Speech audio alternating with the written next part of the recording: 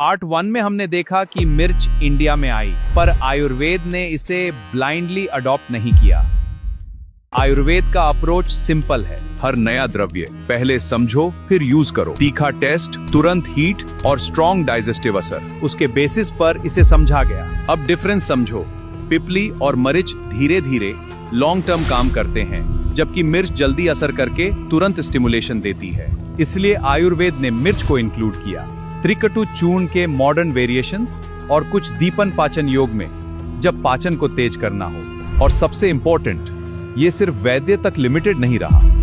Kitchen Ayurveda में मिर्च एक डेली टूल बन गई। दाल, सब्जी, काढ़ा या गर्म पानी के साथ जब एपेटाइट लो हो या मेटाबॉलिज्म को पुश देना हो। पर जो आयुर्वेद हीट और स्टिमुलेशन के रूप में डिस्क्राइब करता है, क्या साइंस उसे एक्सप्लेन कर पाती है? वो देखते हैं पार्ट 3 में।